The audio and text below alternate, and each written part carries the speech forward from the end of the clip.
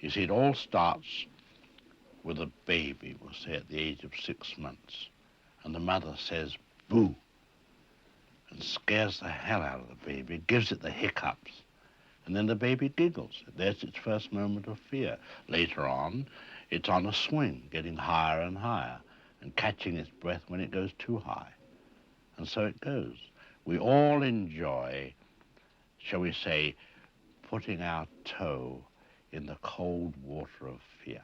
Alfred Hitchcock is known for his distinct style as a filmmaker.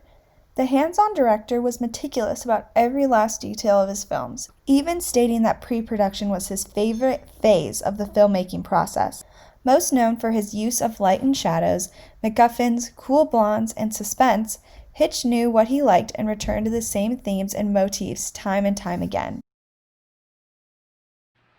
After all art is experience.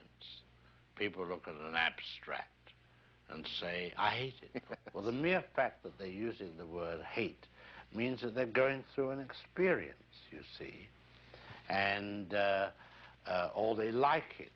Therefore, if you apply these principles to film, as I see it, it is not the pure manner of the content. In other words, it's not the story. It's what you do with it.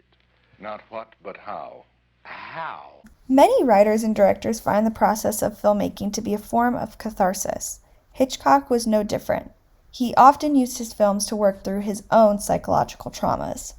Hitchcock's third feature, The Lodger, A Story of the London Fog, was one of the first films he used to work through a deep-rooted fear of the police. As a child, Hitchcock's father had him locked up in jail in order to teach him a lesson for a minor misdemeanor. The event traumatized him so much that he carried that fear around with him into adulthood. It is no coincidence that the police officers in The Lodger are the ones chasing after an innocent man wrongfully accused of murder.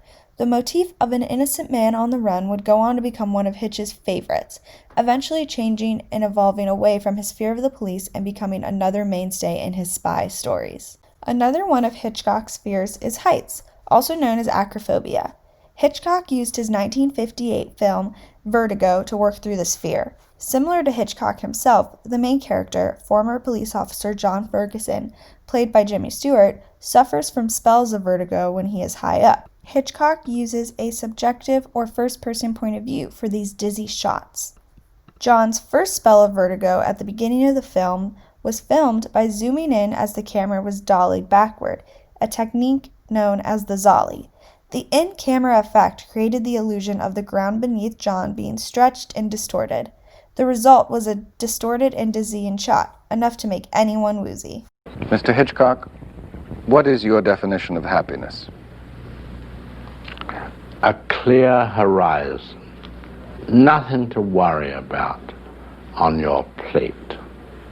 Only things that are creative and not destructive. Hitchcock used his films to work through internalized fears.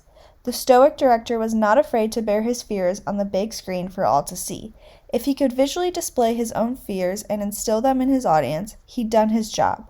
The master of suspense was so good at creating compelling thrillers because he knew how to channel his own phobias and anxieties into his work. Next time we shall be back with another story. Join us then.